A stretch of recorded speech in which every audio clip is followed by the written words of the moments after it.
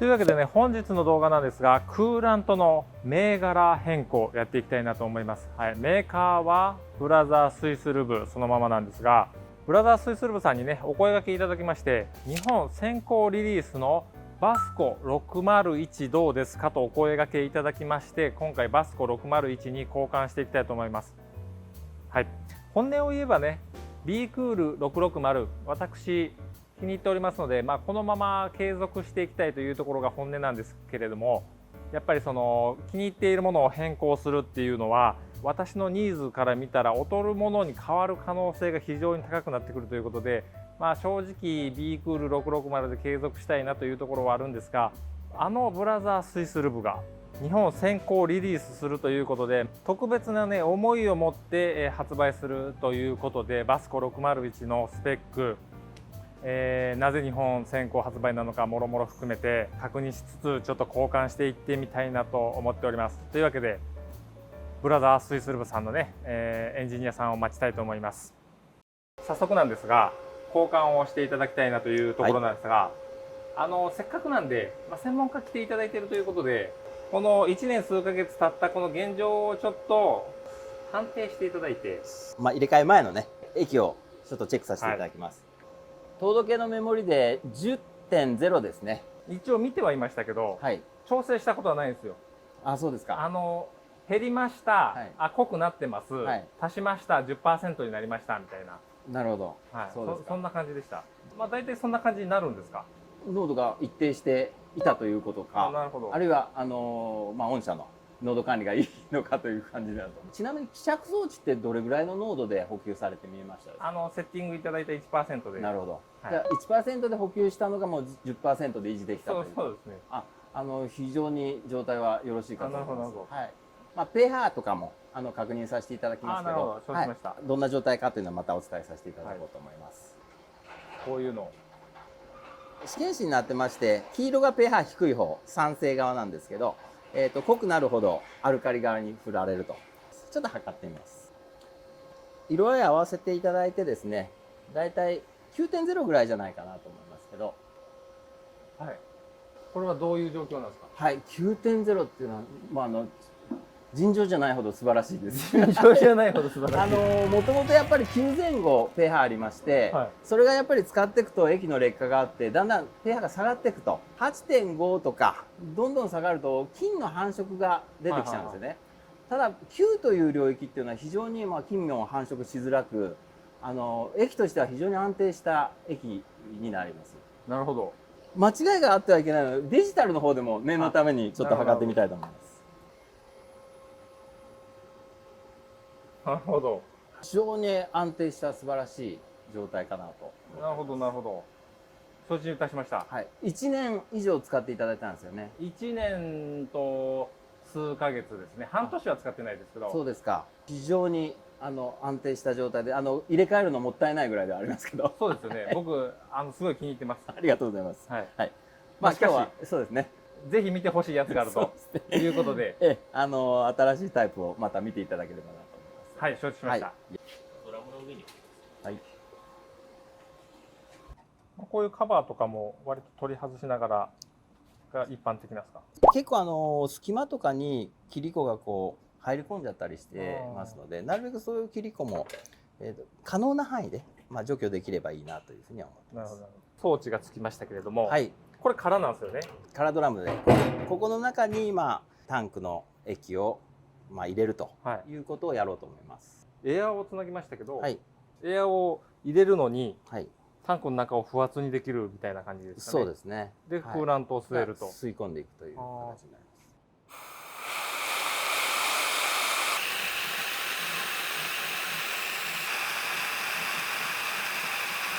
す。スラッジが残ってますね。これもきれいにすると。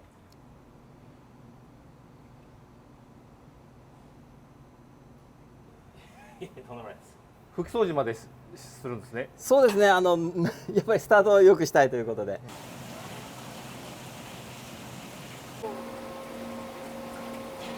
今液張ってるのが、新しく入れる液の 1% ほど非常に薄い液を、張りまして循環しているという状態です。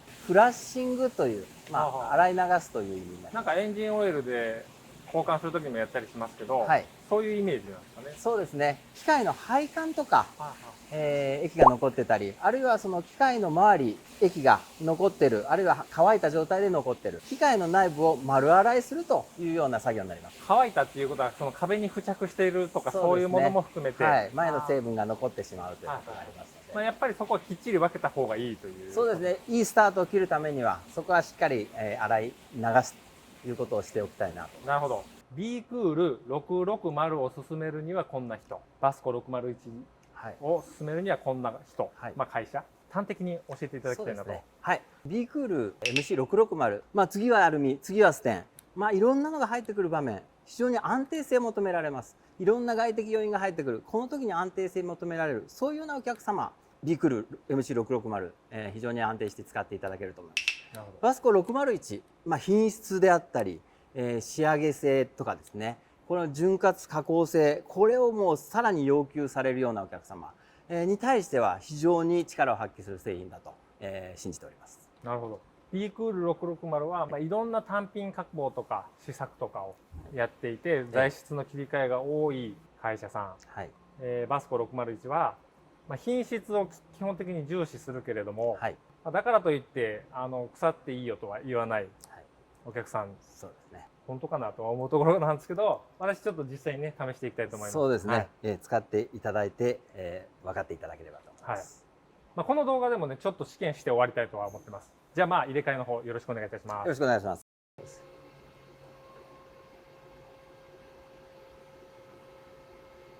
もう当たり前になってしまいましたが、入れながら、もう濃度を調整していけばいいと。はい。これがペール缶でね作っていると大変なんですよね。ペール缶、そうですね。ペール缶1杯分作っては足し、その1杯ごとに測るわけですから。そうですね。非常にね綺麗にしていただきまして、張り込みしていただきましてありがとうございます。こちらこそありがとうございました。なんか色が違うなと。うん。ちょっと緑っぽいというか黄色っぽいというか。なるほど。タンク全体、黒塗りになってるので、液自体は半透明で、そういうことですか。その色がちょっと緑がかって見えるのかな。半透明のところに黒背景があるから。そうですね。色合いが、なるほど。白ではないという感じでしょう。なるほどです。じゃあちょっと触ってみたいと思います。こうやって取るとね半透明って感じですね。はい。触り心地は660の方がちょっととろっとしてたような。なるほど。さらっとしてるけどちょっとぬるっとしてるような感触ですけど、はい、本当に潤滑性がいいのかなっていうという印象が、そうね触った感じは。なるほど。加工した時にはまた違うのかもしれないですけど、交互期待ということですね。はい、はい。植物性って聞いたので、菜種油みたいなイメージがあったんで、触った時にぬるぬるぬめぬめするのかなと思いきや、なんというかさらっとしてる印象が、B クール660よりも強かった。よりも。なるほど。微妙な違いですけど、そう思いましたのと、あと透明度がちょっと高いかなと。白の半透明みたいな感じですね。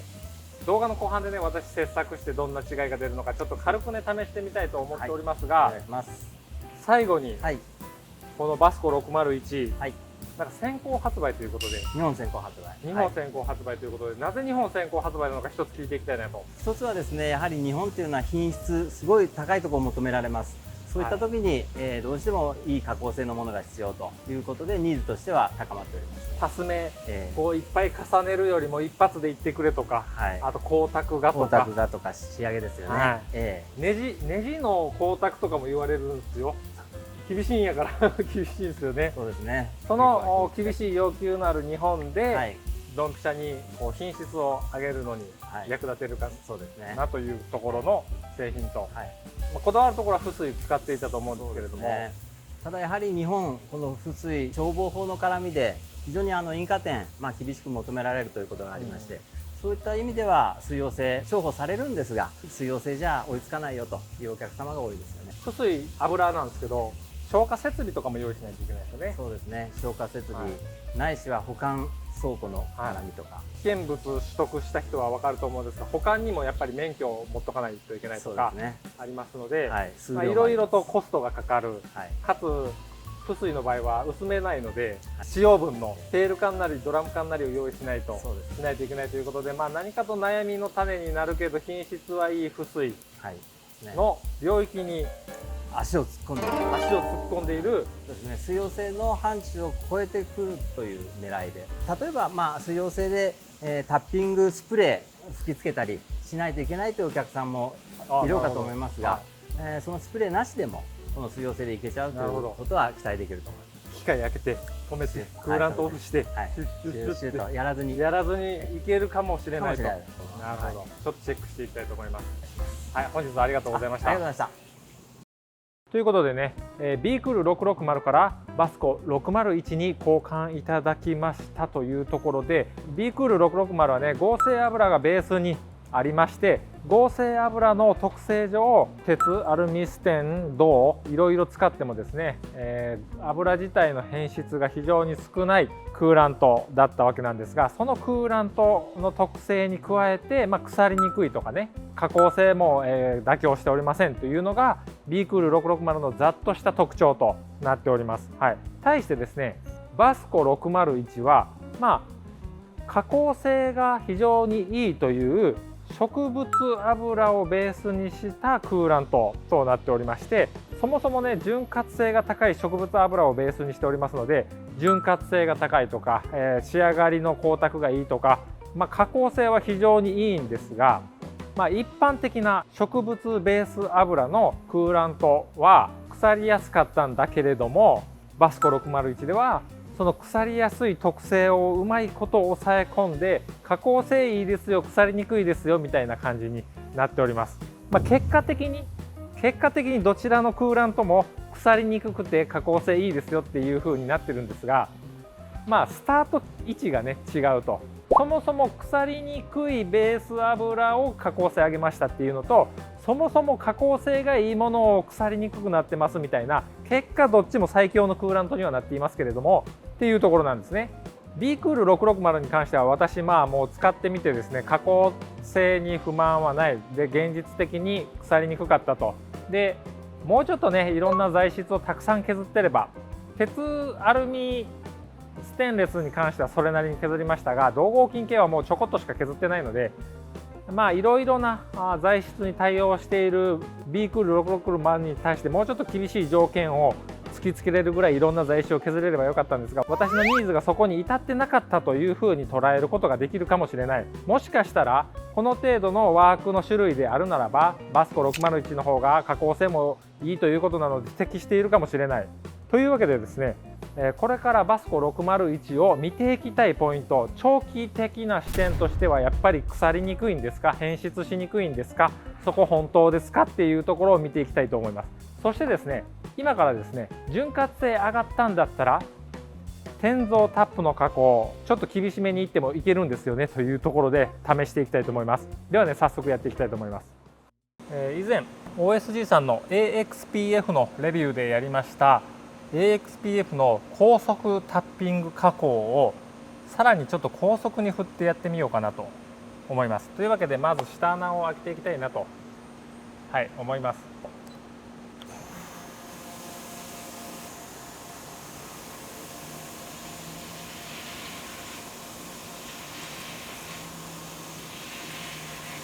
ADO で穴開けしておりますが、安定の穴開けと、ここは条件を特に早めたりとかしてはおりませんが、ADO は非常にいいですね。そんなに高くないしね。というわけでね、AXPF 以前の動画では徐々に上げていって60をマックスとしてテストを終わりましたが、今回は60からやっていきたいと思います。ではやっていきましょうか。ちなみに回転数は S3183 となっております。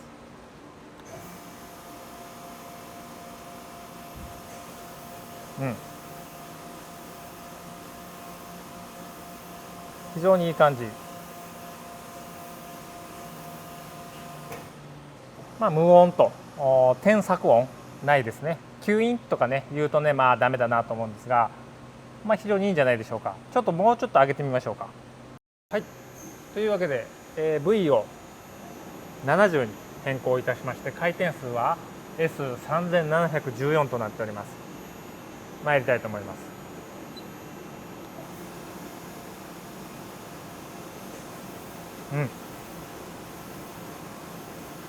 すごいな。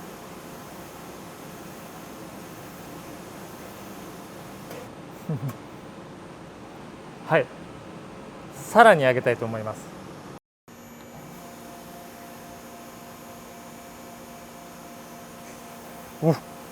さすがに怖い。さすがに怖いが、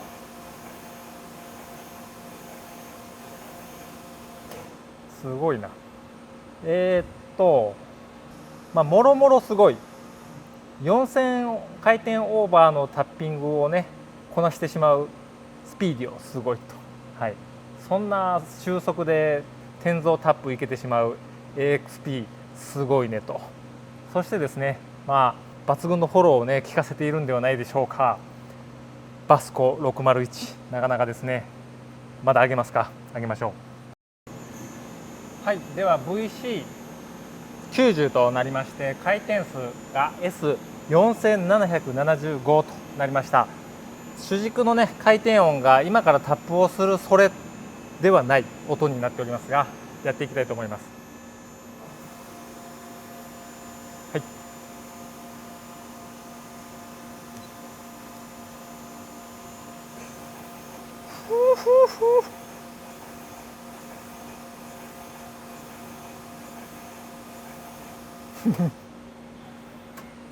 すごいな。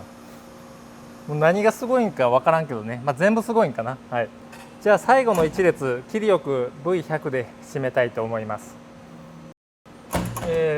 V100 に変更いたしまして、回転数が S5305 となっております。はい、タップで5000回転超えってね要同期できるなスピーディオみたいなところなんですが、スピーディオのマックス同期タップ送りは、6000回転まで対応しているということで、一応これ対応範囲内と、なっております。では行きましょうか。